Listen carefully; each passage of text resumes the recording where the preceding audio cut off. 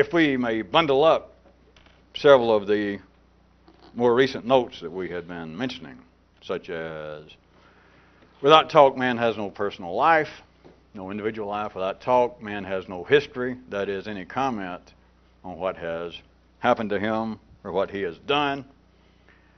And without talk, man does not grow, life does not grow. Now, amidst all of that and other things that we had mentioned about speech, could you now see, could we expand what speech is?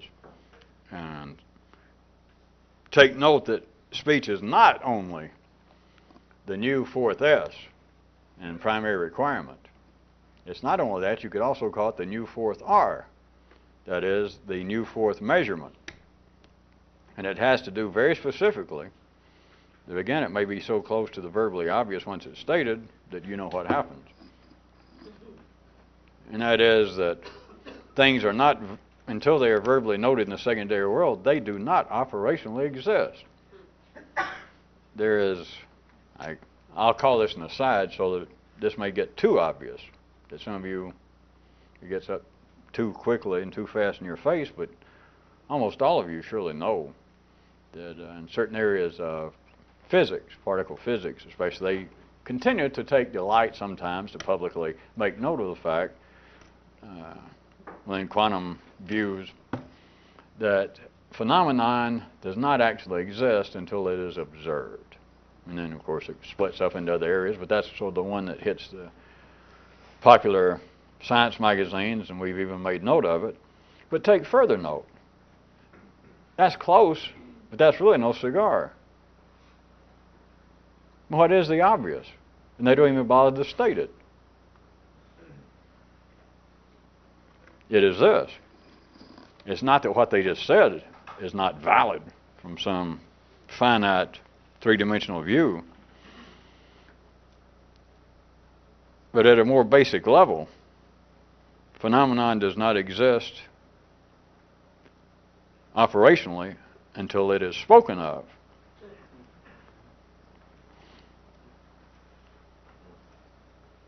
This, with your help, we will try and bite our tongues and not go too far, but this opens up another small maypop in that increasingly bald tire of city life, or city intellectual life, for those of you that know what a maypop is. It goes in every possible direction. It goes in one direction in all the areas that normally pass as being in some way metaphysical, religious, all areas of spooky flim-flam, the whole area that would appear to be opposite from science. It is there that this goes unnoted, because it is there that it manifests itself. And in science, it would appear it's not that they are absolutely opposed, but in science, I just quoted, they would say that there is no phenomenon at a certain level, at a certain quite physical level, and it's just an accepted fact, as surely all of you know. We'll not argue that fact or that supposition in the city, that certain phenomenon does not exist without an observer. And then, of course, in the areas such as you must take the observer then into account and how it may affect his observation. But they simply point out that there is certain phenomenon at a certain physical level, not spooky at all, not metaphysical. No, not. But that it does not exist until it's observed. And that's not it. That won't do. And if I, for some reason, could get some physicist attention and I said just what I've said, they just take it as being silly. If I say, well, that won't do, because until it's spoken, then whatever the observation is, the observation itself, without speech, is sterile and non-phenomenal. And I'm sure that I could get somebody to go, oh, all right. But you're back to this, because it just goes through like cornflakes through a you know what. Not a Presbyterian, of a duck.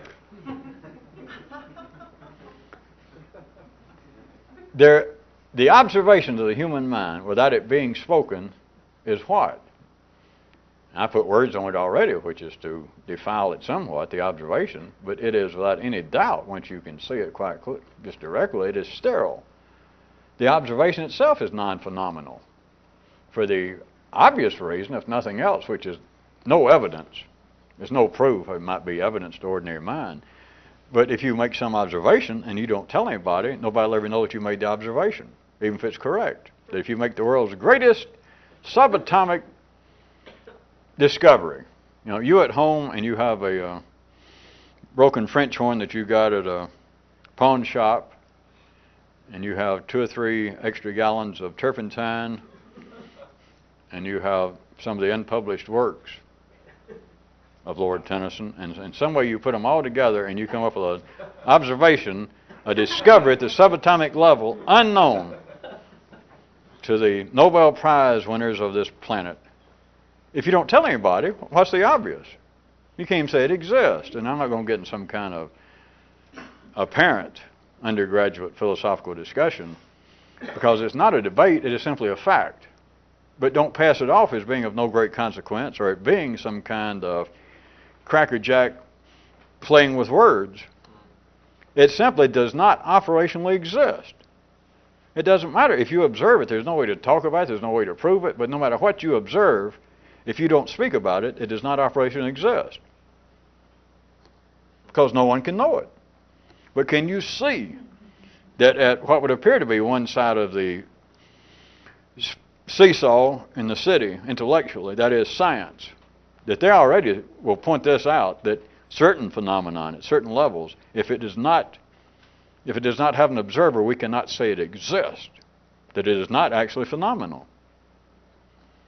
That sounds like, well, boy, that's weird enough right there. I don't want to go any further with that. But it's right up to the edge, and it doesn't really say it. Because if, whatever the observation is, if it is scientific, whatever that would be to them, hard, objective science in the city, no matter what the observation is, if it is not put into speech, if it is not measured by speech, the observation, still assuming it existed, the observation itself is sterile. The observation itself is non-phenomenal. Then back to what would appear to be the other end. The world of non-science, the world of the spirit, the soul, whatever your grand genes used to call it. The mystical world, the religious world. There, it's not just the opposite, and as I said, I was going to help you bite your tongue and not push it too far. But there it gets really interesting. Not enough to go into it, but it gets really interesting. Because what is it that they do make phenomenal? What is it that they do speak about? Do I have to tell you? I said it wasn't the opposite from science on the left hand.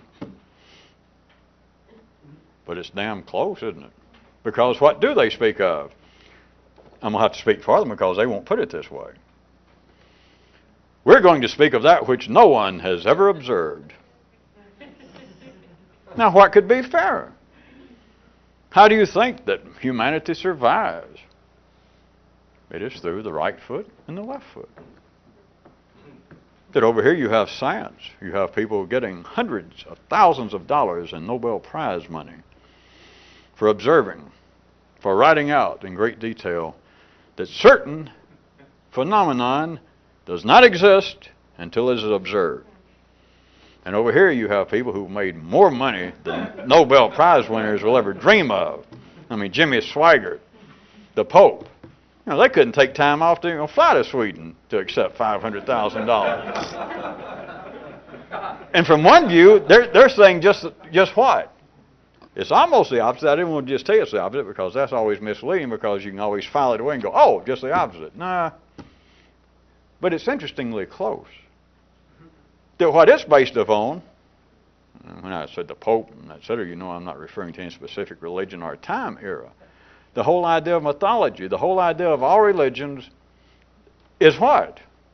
Would be them up on the stage next to the physicist who made the observation that seems, at least the first few times you ever heard it in your life, seemed weird enough that, wait a minute, you're telling me that you now have these great pieces of technology and you've observed things And now you can't really say what it is you observed, and you're the guy that's got 14 PhDs, and you're the guy that won the Nobel Prize, and you're saying that in fact it doesn't really exist until you observe it. And of course, worse than that is then they can come up with an equation to prove it, which, you know, I got a headache already. I'm not going to that. And next to them on the stage of life are these other people dressed up in these funny clothes. Well, you know how it goes. Not necessarily funnier than a tuxedo with a scientist, but people over here with curly shoes and hats and waving wands. And they're saying, well, science may be all right, but they're saying the important thing is life is the spiritual life, the unseen life, etc. You say, okay, speak to us about it in terms of what they just said. And they say, all right, forget all that about there's certain phenomenon that does not actually exist until it's observed. Now, we are speaking, we are in charge of, we are supporting, we are the force behind important phenomenon. Yes? That is phenomenon that no one has ever observed. I thank you. You know. Don't throw change. It makes too much noise. Nothing but bills, please. Cashier's check. Think about it. All religion is based, again, don't take it just the opposite, which you people won't, but some of you people out there watching this on film and TV and drinking that cheap beer, you know, you're thinking, well, that's just the opposite. No, it's not. Take the can out of this hand, put it in that hand, see? It's not just the opposite, is it? But look from one view how you could say, well, this is less than of some supreme importance. This is less than some kind of specifically usable information coming from science, coming from the Mad Max Planck Museum Institute, of saying there is great basic phenomenon going on that's supporting the whole universe. We're getting closer and closer, and yet it's so weird the phenomenon doesn't exist until there's somebody to observe it. Yeah. In religion, and it's all the forms. Take it with a small r in all forms. They say, well, that may be interesting and it may help us get rockets to the moon for whatever reason, but listen, we're talking about eternal life. We're talking about you being a bunch of sorry sons of bitches and full of sin and missteps and all that. What you need is spiritual help. Okay, all right? And so science is not going to save your soul. They still say that. I'm sure they do. It still brings in the kopecks. Save your soul. And so they start telling you what the gods want, what the cosmic forces have in mind, what the great arrangements are that makes a man that you should be very careful about sex. Watch out for violence, yes, and an accordion player who may come out of a coma at an unexpected moment while you're not prepared to get out of the room. They tell you all these things, and you say, well, and you say, on what basis is this? On what basis do you have this? And of course, they cannot put it this way. But the basis is that no one, forget these guys over here, that, silly stuff about particle physics and phenomena doesn't exist until nobody observes it. No. We're talking about stuff that's of infinite importance. All right? And vis-a-vis them, what do you have to say? Ours is on the basis that no one has ever observed it. Think about it. Is it not a beautiful arrangement? Here, see if I can get away from some of the laughter for a few seconds.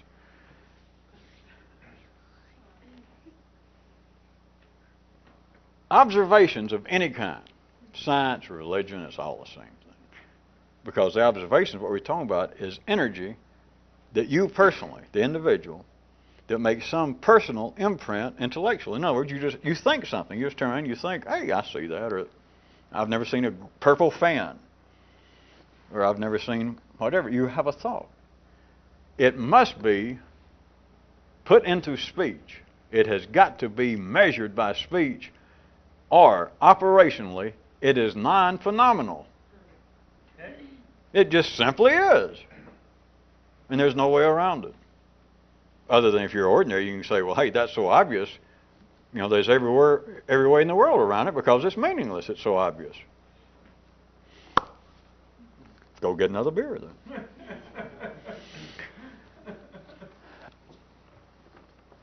Speech is making measurement.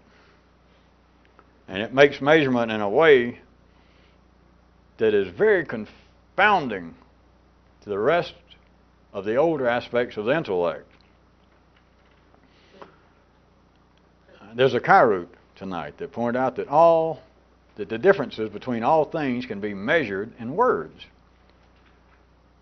And now that you have heard what I've said thus far, in the secondary world, what else?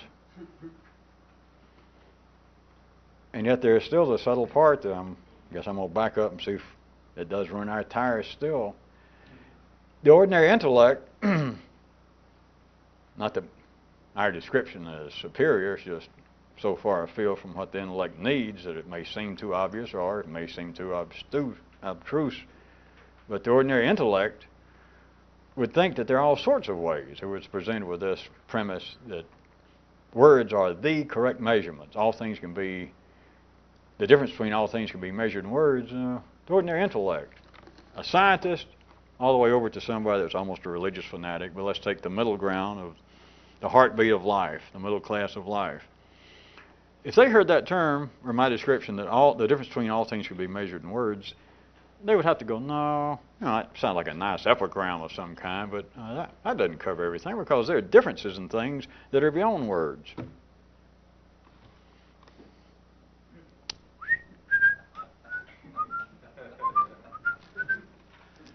In the secondary world, now that I've whistled a non-tune, in the secondary world, what differences exist other than can be measured in words?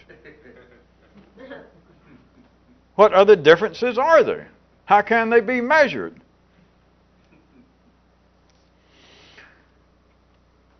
The differences now, take a quick step to the side, the differences in the primary world, we'd be talking about that which is silent and that which indeed is obvious. But sometime perhaps we should take a verbal quick flight on the fact that that which is truly obvious is always at the primary level, that which is truly obvious as ordinary people want to talk about it is that which does not have to be said. Obvious is like the guy, one of the Kyroots now point out that a man with a dictionary can stop a bullet. If he's lucky. And if the dictionary is not. Stretch it too far? All right. The man doesn't stop a bullet. A man is shot. It requires no comment. If he figures he's on the news and somebody, he may go, oh, I'm shot. But that is not required. Or if a man's dying and he really realized he was dying, a man does not have to say, I believe I'm dying. Or if a man is hungry, he may say I'm hungry, but it is not required. It is obvious. He knows he's hungry. It requires no speech measurement. It is only the secondary world. The difference between being hungry and not hungry is obvious. Not the difference between something that got into the secondary world that grew out of hunger, such as dining. We're not talking about dining, we're talking about eating. But dining now, the difference is, are you hungry, dear? What sort of? What are you in the mood for? How about some Albanian food? Oh, not Albanian again. That's one thing. The difference between a man being hungry, between needing to eat and not eat, is silent, and it is obvious. It requires no differentiation to be made by words. Anything a man says about being hungry should be in your dictionary as an example next to the word superfluous. Oh, I'm dying. Oh, I'm hungry. God, I'm so horny I could. It does not need a measurement made by speech. For tonight's fairy tale, consider this, that from the view of the older 3 measurements, and even 4 if you want to include time, which I don't mind, but from their view, the dimension of speech, as far as they're concerned, would be like a deity, in several ways. One specifically, if we're just talking about, and this is important, this is the way you orient yourself in life. You can't live without it. But if we just took I'll take everyday description. If we took the height, breadth, and depth, which you can throw in time if you want to, but the three older, and time, if you want to fit it, it's all right, if you can do it. Their measurements of life are the primary measurements of life. Animals, sentient beings on this planet, get by with no more than the measurements, the orientation of 3 dimensions. You can live by it. The fourth M, the fourth measurement of speech, would appear to the other 3, if they had consciousness of this type, would appear to them as almost godlike, but in a specific way. It would appear that the purpose in its operation is beyond any possible understanding. What in the hell would, if height, the measurement of height that you must have to keep from walking into a restaurant without killing yourself, that if you're 7 feet tall and the door is 5'11" and you're starving, you must have food, a primary need, and you're walking in and you have no sensation of height, you cannot measure yourself, you could walk in and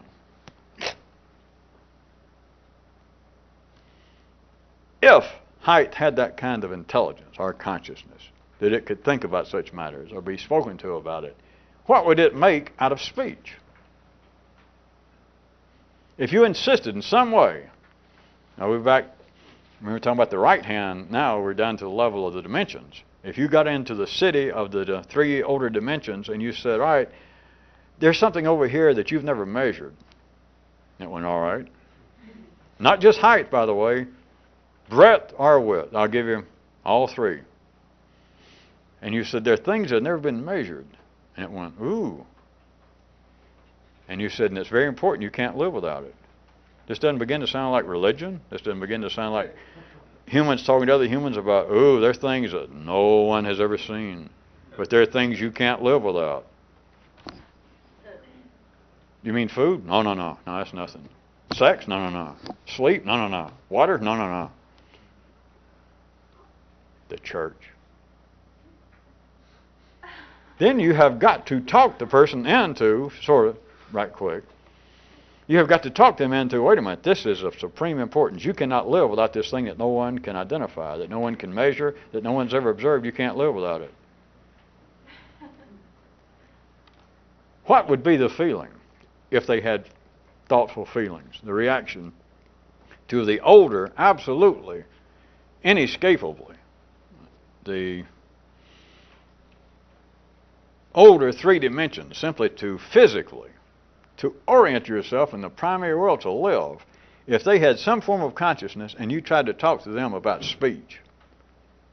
And we could play this game that, although they don't do it, that for a while they could, and they were still what they were, all things still being equal and now unequal, and I could make them listen in older dimensions, including time, if you can, I'll say it again, if you can stretch your little brain, your big brain.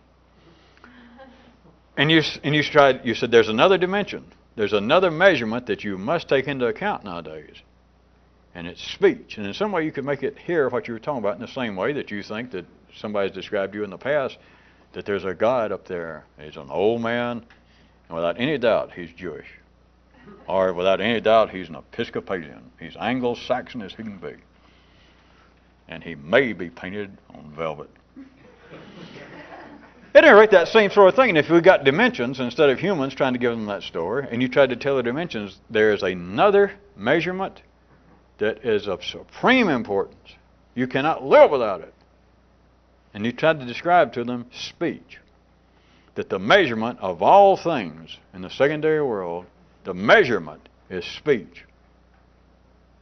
Do you not hear that if they had some sort of intelligence comparable to humans, it would be almost inescapable that they begin to think of speech as some sort of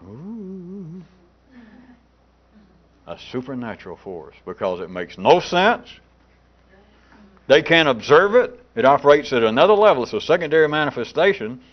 Height cannot conceive of speech.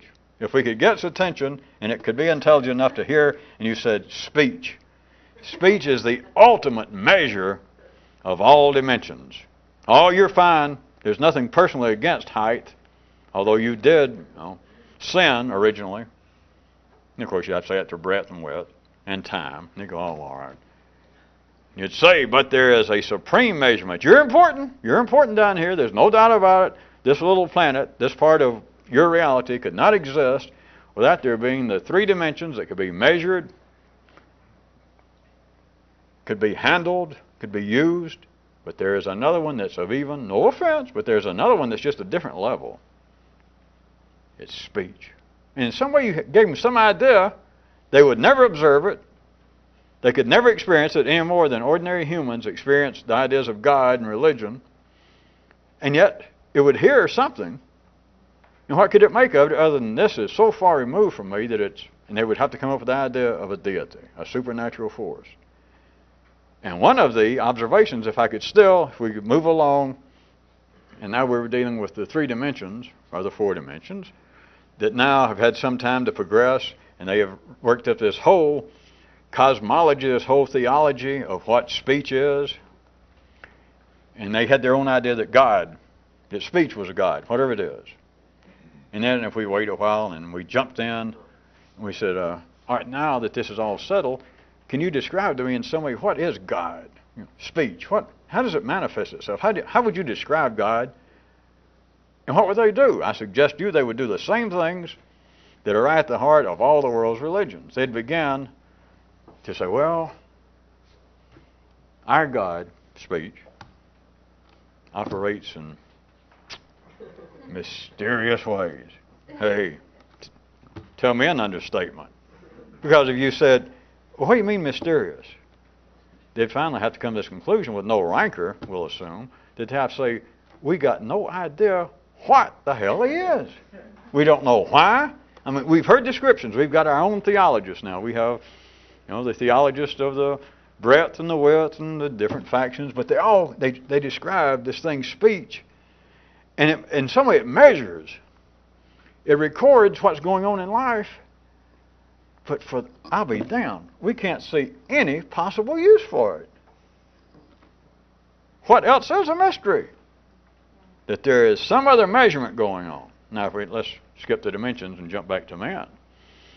All over the planet, it's not that the world's full of fools, but the whole planet always, as long as man's been talking, has been subject to being driven by ideas of something that cannot be observed, phenomenon that is not actually phenomenal, because no one's ever seen it. And yet it keeps driving things. It is speech. That's not all of it, but that is the next level of seeing it, because it is the measurement of man that is not yet taken into account. It is the fourth measurement. You're going to have to throw in time, work it in yourself. But it would be like the fourth M. It is as far as this planet is concerned right now, it is the ultimate measurement of man, because there is no further measurement needed in the primary world. Any more than as far as everything's concerned now, the balance of it, there is no further evolution. Anything specifically needed. People are living longer and getting stronger and etc. But insofar as we're going to grow another leg, another eye, another ear, don't hold your breath. I mean, if you want one, I don't care. But I mean, if you're just going to sit around and wait for it to happen in your lifetime, I hope you have an alternative hobby just in case that doesn't work out. But what does happen in your lifetime, what you have seen, what was so obvious that if you'd been ordinary, you wouldn't have seen it, is there is an evolution going on, and it's the constant remeasuring of the secondary world. It is that the secondary world must continually die and reinvent itself. And used to, from a crude way of speaking, hundreds of years ago, it happened every generation.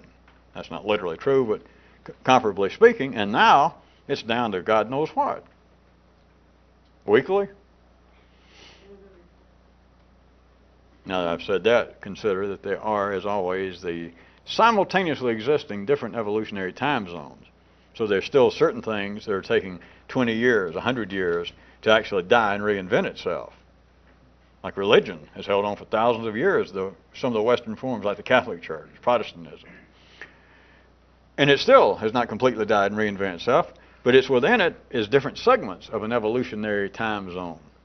But then there are things nowadays in science, in the arts, in fashion, that which is accepted, hey, this is what's happening, this is the truth scientifically, or this is the truth artistically. Nowadays it can be gone almost over the weekend in certain areas. Not right or wrong, but it has changed. It continues to increase in complexity. On the basis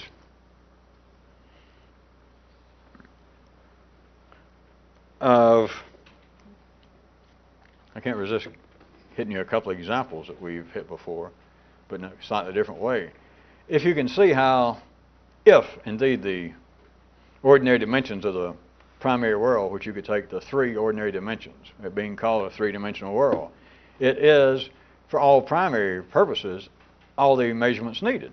But if indeed they had some form of intelligence like I'm playing with in this fairy tale, and you could describe speech to them in some way, and they could hear a little bit of it, the only idea they could come up with, if they still had some propensity to operate and evolve as humans have up here, they would have to come up with the idea it's a supernatural thing. We can't observe it, and we damn sure don't understand what in the hell its use is. But it is so astounding to hear about it, and it makes no sense that we're flabbergasted. On that basis, consider again, and it's not just for the purpose of these examples, but it's the two easy ones, the two obvious ones, and to circle back on the wagons about what speech is up to, is consider these examples from any sane, ordinary view. If you can drag yourself away from your old wiring system, how is it that the two great examples in our day in the secondary world, religion and psychiatry, that from any sane view, they do not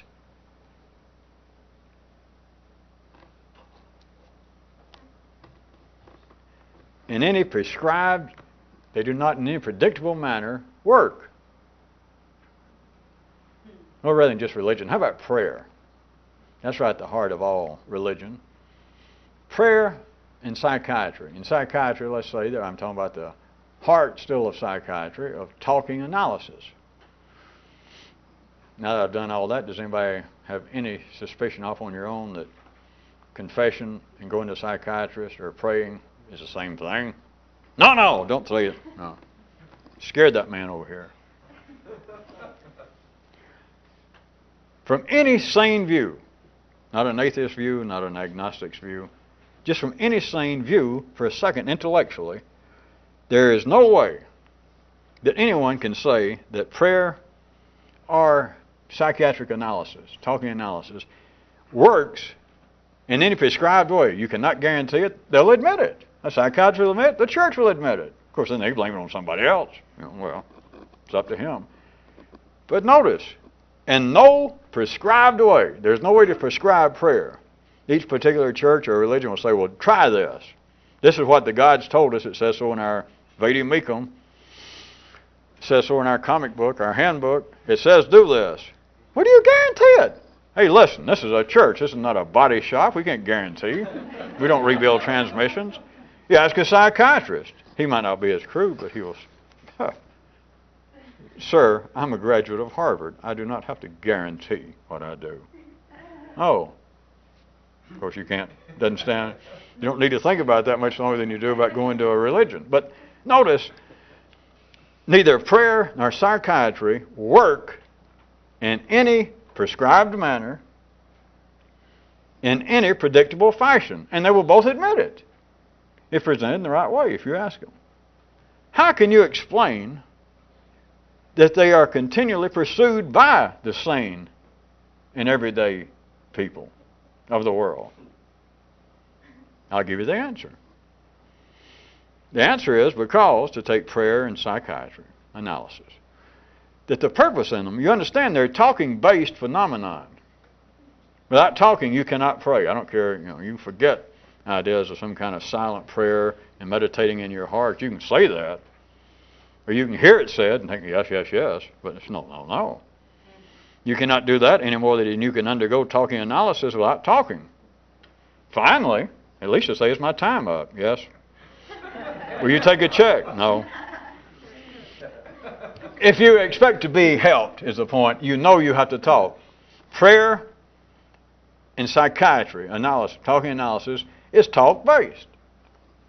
Now why? Since by any sane, not by mine, but by anybody's definition, anybody's observation, you've had religion for thousands of years, you've had analysis now for 80 years, no one will naysay this, that you cannot prescribe and you cannot predict any fruitful outcome of praying or undergoing analysis. You simply cannot.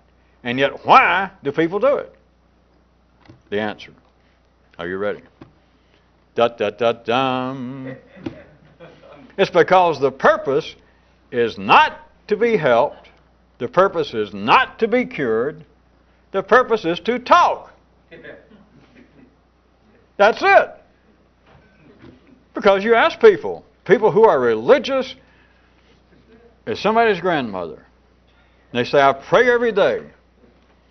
Because everybody knows this, and so since we're at the end, you don't have to worry about, I don't even have time to say that's not sarcastic, but everybody knows you can find somebody that's religious and prays every day. You can go light candles, and their whole life is nothing but one bad soap opera. Their family keeps dying, their sons and daughters go to jail. It's always something. And they say, well, all we can do is trust in God. You got some friend who seems to be a little more sophisticated, perhaps, which is unimportant, but he has undergone analysis. And you knew him 20 years ago in college, and the man was just a walking bundle of neuroses. And you see him now, and he is proud to admit that he has spent, he's kept track, he's spent now over $300,000 in analysis. And you say, well, how much better off are you? And he says, well, that's not really the point. I can't say I'm better off. And if you think, well, what is the purpose of this? It's not, in the first case of people praying. I know they say, well, I won't help. Which Kyroots already pointed out that prayer is really wanting more than your share. But Kyroots has a certain inclination to turn a phrase that sometimes has very sharp edges. But prayer is you pleading for help. And going to seek analysis is to be in some way cured. I'm using as opposed to help, but to cured. And yet, I repeat, even those, if you approached it in a nice, objective manner and you ask ministers, rabbis, psychiatrists, they would agree you cannot prescribe, you cannot predict any possible outcome from prayer or from analysis. And yet they're considered mainstays. They are pilings under the foundation of civilization. And so you say, well, what in the hell's going on? How many people do it? See? You missed it. The purpose of praying is not to get help. The purpose of going to see a psychiatrist is not actually to be cured of something. The purpose is right before you. The purpose is to talk. What the hell you want? And it works. Well, you're back to this. If you can say, wait, that doesn't make any sense. Now, well, back to my question then. How do you say it makes sense that people pray? And they pray and they pray and they pray and they pray, and everything they pray for vanishes. Everybody they pray to be helped dies on them. All their friends and family they pray to be taken care of go to jail, die of overdose. Somebody goes to a psychiatrist. They keep changing psychiatrists, going to more and more expensive ones. They get no better as far as they're concerned, by their own admission, by the psychiatrist's admission. You can say, well, that's silly. No. You're just looking obviousness in the face. Because the point is not to be cured, it's not to be helped. The purpose is to talk.